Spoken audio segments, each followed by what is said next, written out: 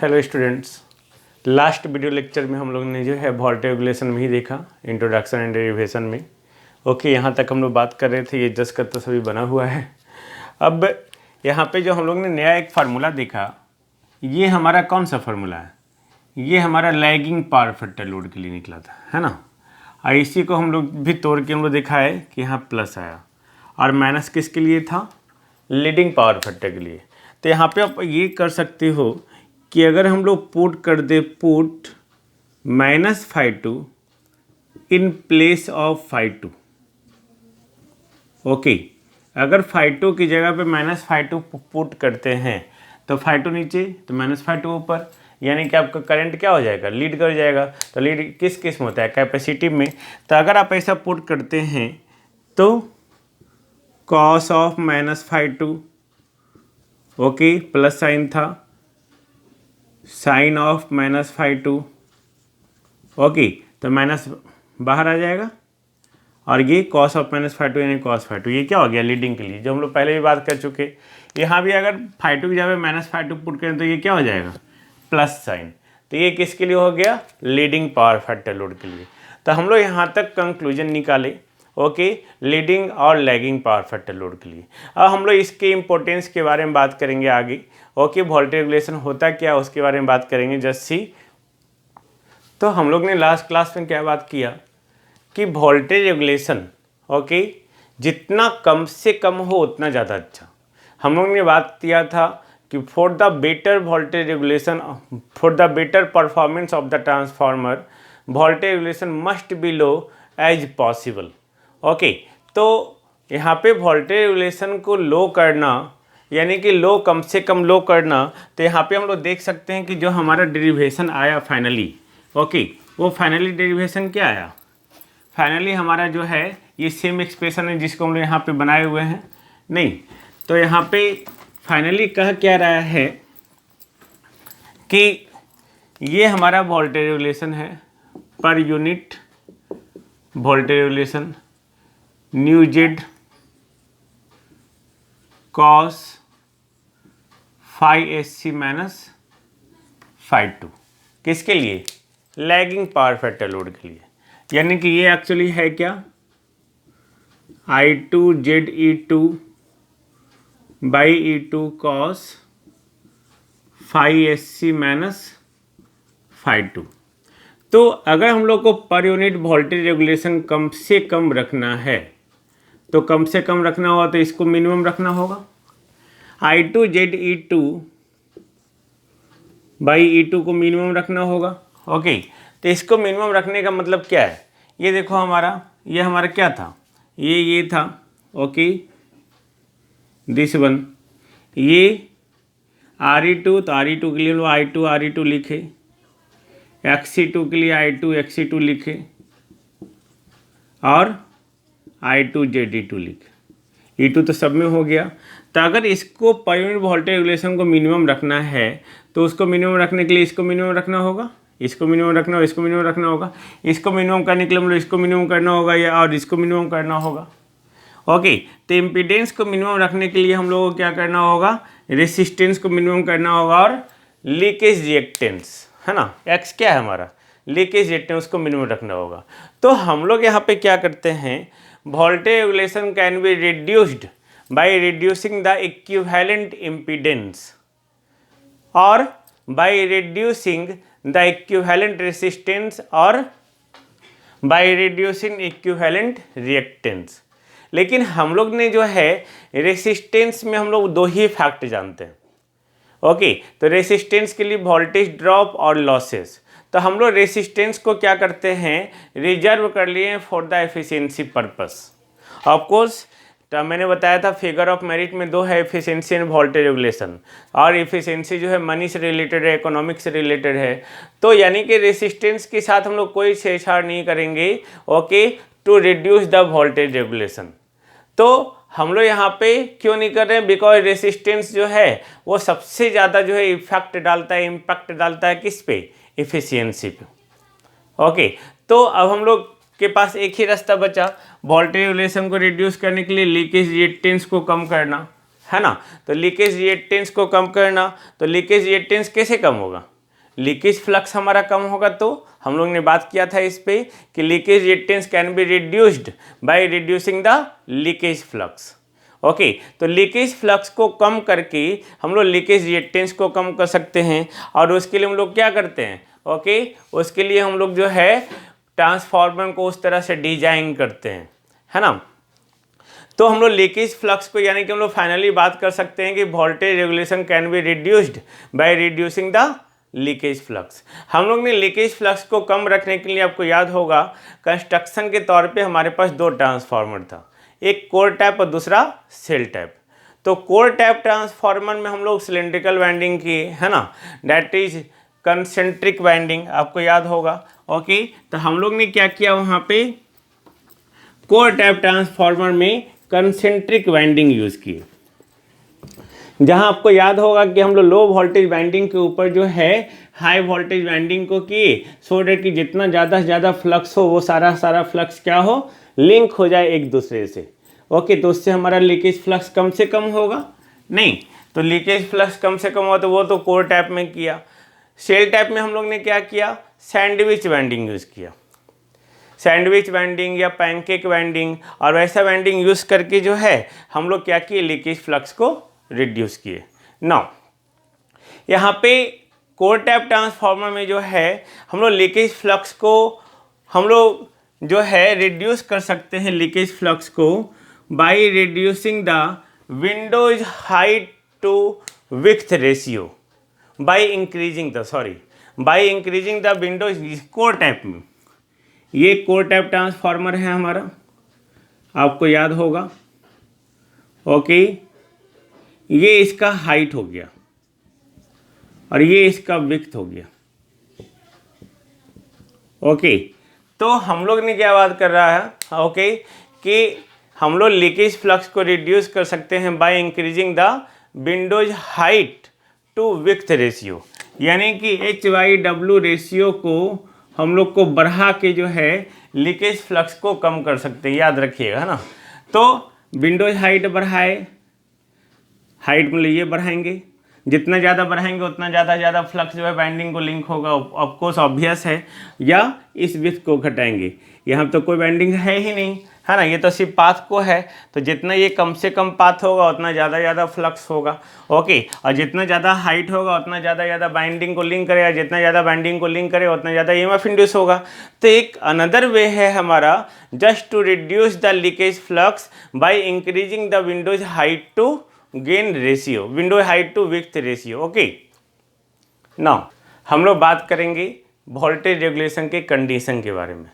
Conditions for the maximum voltage regulation, conditions for the zero voltage regulation, conditions for the negative voltage regulation, that is very important. Okay, now see, okay, now we have to find out the conditions for maximum voltage regulation, है ना।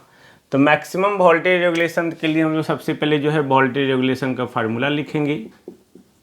Okay, तो voltage regulation होता क्या है भाई, okay, I2 RE2/E2 cos phi2 plus I2 XE2/E2 sin phi2। एक form ये है हमारा। For the lagging power factor हम लोग बात करेंगे, क्योंकि मैक्सिमम हमारा जो लोड है वो हमारा लैगिंग में का ही है, बट हम लोग यहाँ पे दोनों केस में देखेंगे, डोंट वरी। ओके, तो फॉर द मैक्सिमम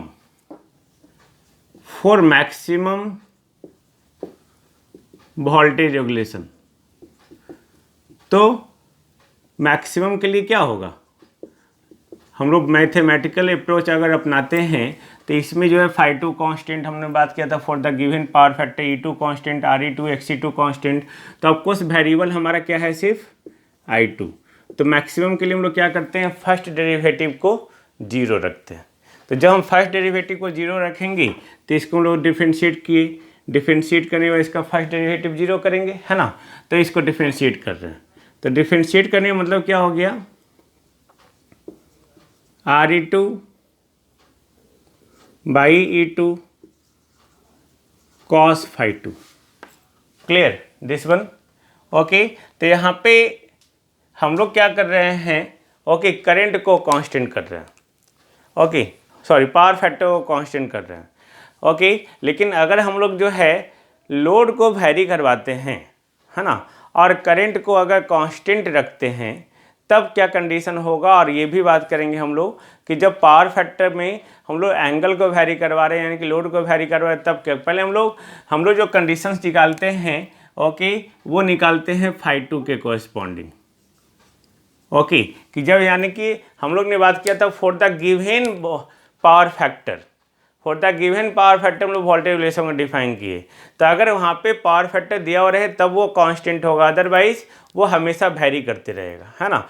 तो पावर फैक्टर यानी कि लोड, तो हम लोग यहाँ पे जो है पावर फैक्टर अगर हम लोग वैरी करवाते हैं, यानी कि φ2 वैरी करवाएंगे, तो φ2 वैरी करवाएंगे तो ये हमारा क्या रह जाएगा, I2 Re2/E2 cos φ2 का sin φ2, नहीं, minus sin φ2 plus I2 Xe2 E2 और sin φ2 का cos φ2 इक्वल टू 0।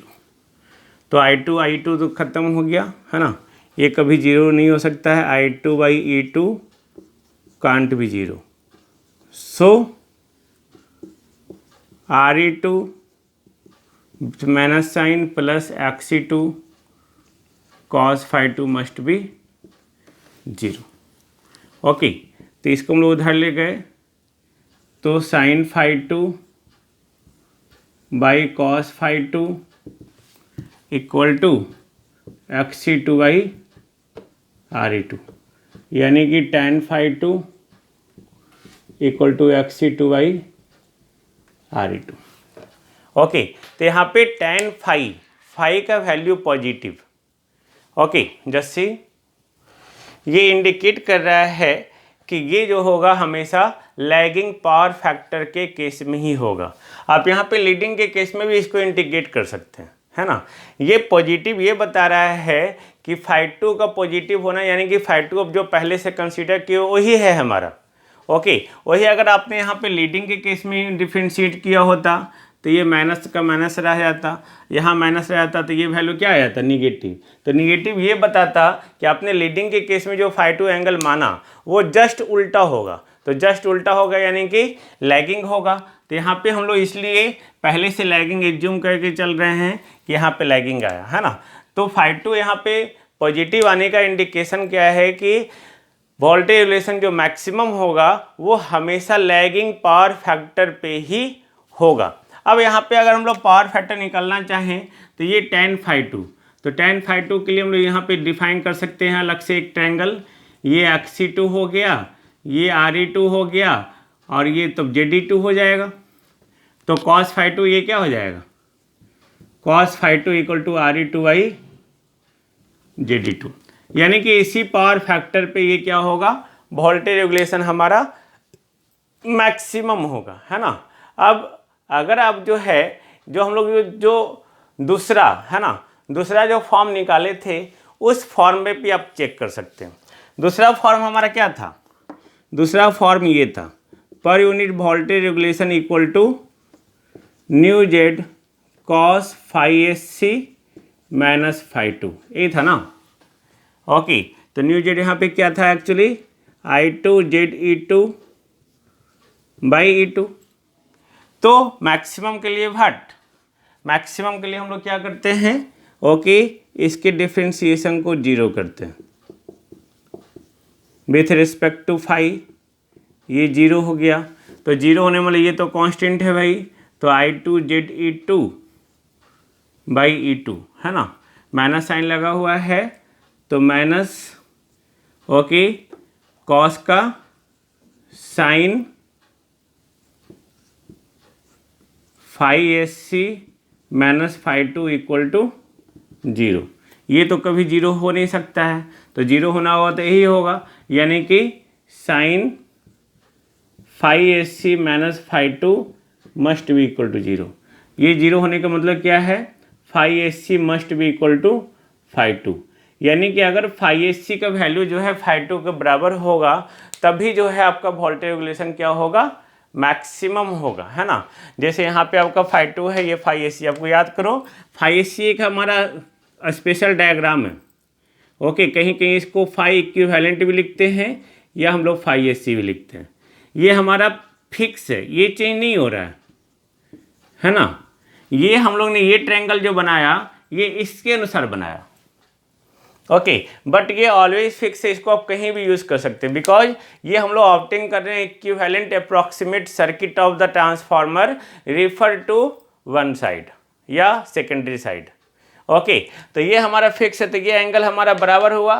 तो ये एंगल बराबर हुआ तो यानी कि हम लोग बोल सकते हैं कि जो आपका ये एंगल है फाई एस सी या फाई टू, अगर फाई टू के बराबर होगा, ओके, यानी कि फाई टू ये जो एंगल है वो फाई इक्विवेलेंट या फाई एस सी के बराबर होगा, तभी वोल्टेज रेगुलेशन क्या होगा, मैक्सिमम होगा। और वो पावर फैक्टर का वैल्यू क्या होगा, R E two by Z E two. तो ये हमारा क्या हुआ, कांस्टेंट वैल्यू, है ना। तो यहाँ पे हम लोग ने जो निकाला सिंपल, ये पॉजिटिव आया, है ना। फाई टू का जो वैल्यू यहाँ पे क्या आया, ये phi two equal to phi S C आया, तो ये पॉजिटिव आएगा। यह निगेटिव आ जाता तो यानी कि वो लीडिंग की तरफ चला जाता। लेकिन हम लोग ने लैगिंग का एक्सप्रेशन लिया, तो लैगिंग के एक्सप्रेशन में फाई टू पॉजिटिव आ रहा है, तो ये लैगिंग पावर फैक्टर पे होगा। अब सोचो, अब कोई पूछ दे कि what is the value of maximum voltage regulation, है ना। तो मैक्सिमम वोल्टेज रेगुलेशन तो कब, तो यहाँ पे निकाल देते हैं डायरेक्ट। ओके, यहाँ निकाल देता हूँ मैं, सपोज पर यूनिट वोल्टेज रेगुलेशन मैक्सिमम, ये कब हो रहा है, इसी पे निकाल देते हैं जब फाई टू हमारा फाई एस सी के बराबर हो रहा है। ओके, तो जैसे ही phi two phi S C equal हो गया तो ये कॉस जीरो हो गया, कॉस जीरो मतलब 1, यानी कि मैक्सिमम वैल्यू कितना, I two Z D two by E two. देखो ये कितना आसान हो गया दूसरे फॉर्म से निकालना, है ना, दिस वन। तो यानी कि मैक्सिमम वोल्टेज रेगुलेशन जो होगा ऑलवेज वो क्या होगा, पर यूनिट इम्पीडेंस ड्रॉप होगा, है ना, न्यू जेड। आप इसमें पुट करके बना सकते थे, कोई ज़रूरत नहीं है। Cos phi two equal to R E two by Z E two, okay, और साइन फाई टू आता है X E two by Z E two. इसमें जब आप पुट करते तो आपका यही वैल्यू आता। ओके, तो इस तरह से हम लोग कैलकुलेट करके आप देखेंगे पीडीएफ में आपका बना हुआ है। तो ये कंडीशंस हो गया for the maximum voltage regulation. अब हम लोग देखेंगे condition for the zero voltage regulation और निगेटिव वोल्टेज रेगुलेशन, है ना। Just see condition for the zero voltage regulation. तो जीरो वोल्टेज रेगुलेशन यानी कि इसको जीरो कर देंगे। देखो फिर हम लोग लैगिंग का कंसीडर किए, यहाँ पे देखो बहुत अच्छे समझ में आएगा कि अगर हम लोग लीडिंग कंसीडर करेंगे तब भी सेम आएगा और लैगिंग कंसीडर करें तब भी सेम आएगा। तो ये zero I two R E two by E two, okay, इसी को जीरो कर देते हम लोग डायरेक्ट, उतना लिखना नहीं पड़ेगा, ये जीरो हो गया। तो ये जीरो हो गया तो ये इधर आएगा, I two R E two by E two cos phi two, okay, equal to minus I two X E two by E two sine phi two. Okay, E two cancel, I two cancel, तो sine phi two by cos phi two क्या हो गया, tan phi two, है ना। तो tan phi to यानी कि हम लोग क्या लिख सकते हैं सिंपल, ये क्या आया, R E two by X E two with negative sign. तो यहाँ पे ये निगेटिव साइन क्या बता रहा है, निगेटिव साइन ये बता रहा है कि लैगिंग पे कभी भी जीरो नहीं होगा, ये जब भी होगा तो लीडिंग पे जीरो होगा। जैसे हम लोग यहाँ पे लीडिंग पावर फैक्टर का केस लेते हैं, ये तो लीडिंग का फॉर्मूला है, तो इसको जीरो कर दिए, तो ये प्लस, तो टेन फाई टू का पॉजिटिव वैल्यू ये क्या बता रहा है कि जब भी पर यूनिट वोल्टेज रेगुलेशन होगा जीरो, तो वो हमेशा क्या होगा, लीडिंग पावर फैक्टर पे होगा, है ना। तो याद रखेंगे zero voltage regulation always occurs at leading power factor, whereas हम लोग मैक्सिमम जो बात किए थे वो लैगिंग। तो दूसरे फॉर्म से भी हम लोग देख सकते हैं कि पर यूनिट वोल्टेज रेगुलेशन का जो दूसरा फॉर्म है ये क्या था, I two Z E two by E two cos phi S C minus phi two. अब ये जीरो हो गया, तो zero I two Z E two by E two cos phi S C minus phi two, है ना। अब ये zero कब होगा भाई, हाँ, जब ये ओके जीरो कब होगा, जब ये 90 डिग्री होगा, कौन, फाई एस सी -φ2, ये 90 डिग्री अगर हुआ तो cos 90 मतलब 0। तो ये 0 होने का मतलब क्या बताया कि φ2 का वैल्यू जो है ये इधर, और ये φSC -π/2, जिसको लिख सकते हैं -π/2 -φSC, दिस वन। ओके, तो ये φ2 का वैल्यू नेगेटिव आ गया। फार्मूला किसका लिए थे? लैगिंग का। तो लैगिंग में लिए अगर φ2 का वैल्यू निगेटिव आ रहा है, यानी कि हमारा किस पे होगा? ये लीडिंग पावर फैक्टर पे। अब यहाँ पे लीडिंग पावर फैक्टर में उस पावर फैक्टर का वैल्यू क्या होगा, है ना? क्वेश्चन ये है कि उस पावर फैक्टर का वैल्यू क्या होगा। तो अब यहाँ पे सोचो, हमने इसमें cos φ2 लगा दिए पावर फैक्टर निकालने के लिए। cos φ2 equal to cos of -π/2 -φSC, तो माइनस थीटा ये प्लस हो गया cos π/2 -φSC equal to sin φSC। तो ऑफकोर्स ये इसका जो ट्रायंगल हमारा बना हुआ है ना, ये ट्रायंगल हमारा ये है RE2 XE2 और ये JD2 और ये एंगल φSC। तो sin φSC निकलेंगे तो परपेंडिकुलर बाय हाइपोटेन्यूज, यानी कि cos φ2 का वैल्यू क्या आ गया? sin φSC XE2 by JD2, यानी कि जब cos φ2 का वैल्यू जो है XE2 बाई JD2 होगा, ओके, और कैसा नेचर? लीडिंग नेचर, तब पर यूनिट वोल्टेज रेगुलेशन का वैल्यू क्या होगा? 0 होगा। अब इस केस में भी देख सकते हैं, है ना, यहाँ पे tan φ2 equal to RE2 by XE2 आया, यानी कि इससे अगर हम लोग पावर फैक्टर निकालते तो इसके लिए हम लोग ट्रायंगल बना रहे हैं। ये ट्रायंगल मैंने पहले बोला कि ये फिक्स है, इसको कोई नहीं बदल सकता। तो इसके लिए अगर हम लोग ट्रायंगल बनाते हैं इस वैल्यू के आने के कारण, तो RE2 यानी कि P परपेंडिकुलर, ये RE2, ओके, और ये XE2 बेस, और ये हमारा क्या हो गया? φ2, ये JD2। तब इससे पावर फैक्टर निकालना यानी कि cos φ2 निकालना, तो cos φ2 equal to base by hypotenuse, यानी कि XE2 बाई JD2। तो इसमें क्या है कि आपको ट्रायंगल बनाना होगा जो वैल्यू आया उसके अनुसार, और इसमें क्या है कि ये ट्रायंगल पहले से हम लोग को पता है, जो इक्विवेलेंट इलेक्ट्रिक सर्किट में हम लोग पहले से बनाए हुए हैं, है ना। तो इस तरह से आप इस पावर फैक्टर पे जो है पर यूनिट वोल्टेज रेगुलेशन हमारा क्या आएगा?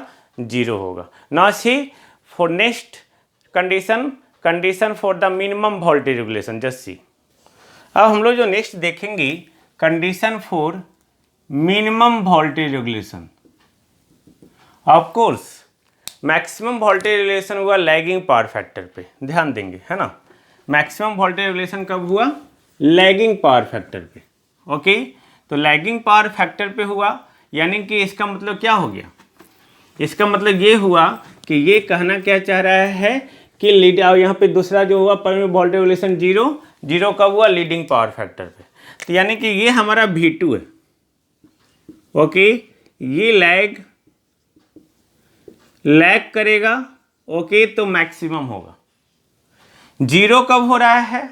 लीडिंग पे, ये 0 हो रहा है, ओके, लीड कर रहा है। तो अब ये बताओ, ये लीड कर रहा है 0 पे, सॉरी 0 वोल्टेज रेगुलेशन हो रहा है लीडिंग पावर फैक्टर, मिनिमम कब होगा? तो ये तो मैक्सिमम से जाते जाते यहाँ तक, तो ये लैगिंग में तो मैक्सिमम का कंडीशन ही देगा, ओके। इसके बाद ये 0 हो रहा है लीडिंग पे, यानी कि इस एंगल पे φ2 इक्वल टू 0 पे कभी भी ये जो है मिनिमम नहीं होगा, क्योंकि 0 का कंडीशन ही लीडिंग पे आ रहा है।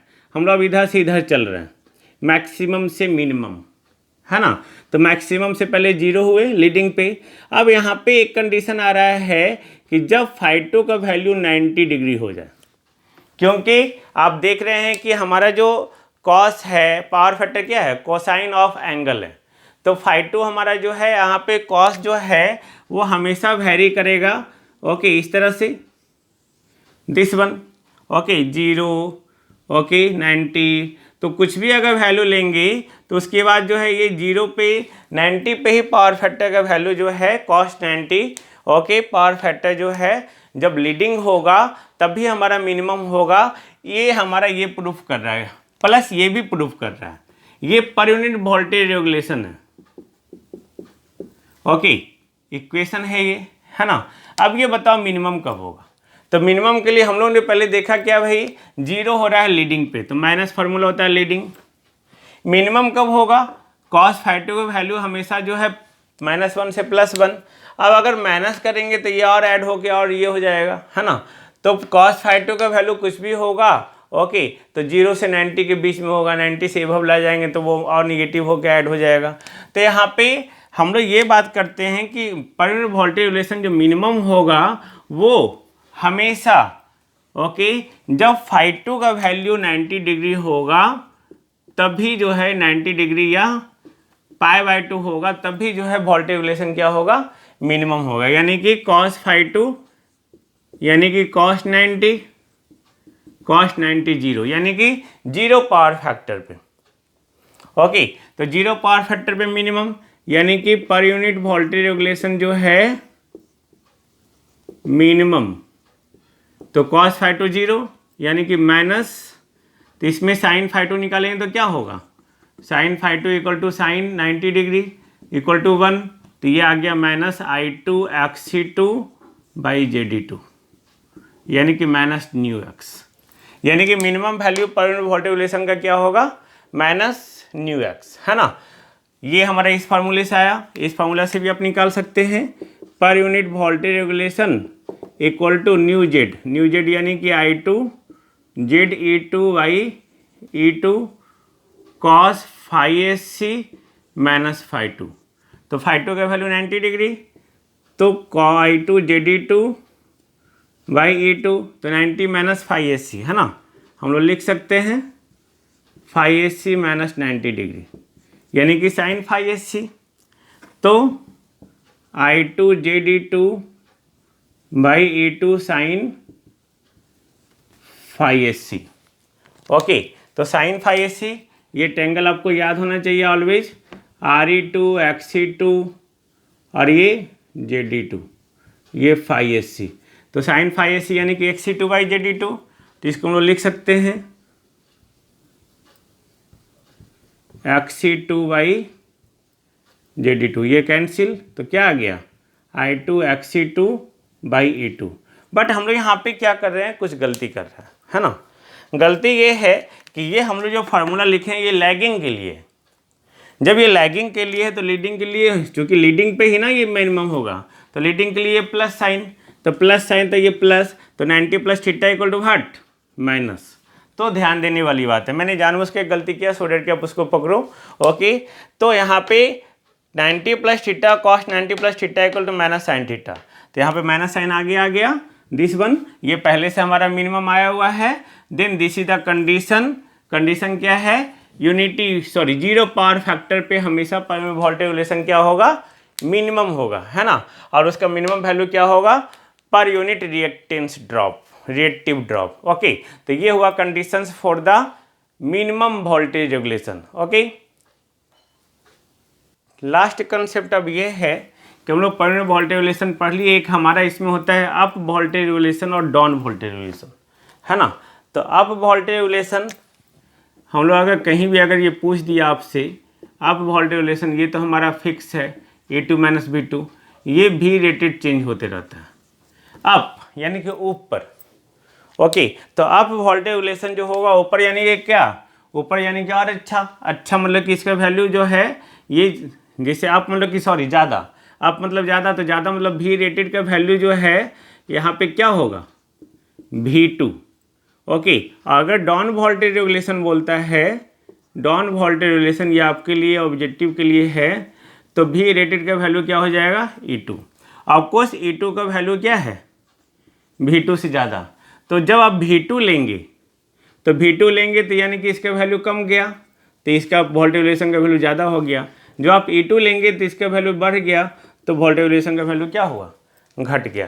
तो इसी को हम लोग अप और डाउन वोल्टेज रेगुलेशन कहते हैं, ओके। तो हम लोग नेक्स्ट लेक्चर में हम लोग इस पर बेस्ट न्यूमेरिकल करेंगे। आई होप आप इसको समझिए, ओके। और उसके बाद में नेक्स्ट फिर से हम लोग बात करेंगे numericals on voltage regulation, OCT and SCT। Thank you.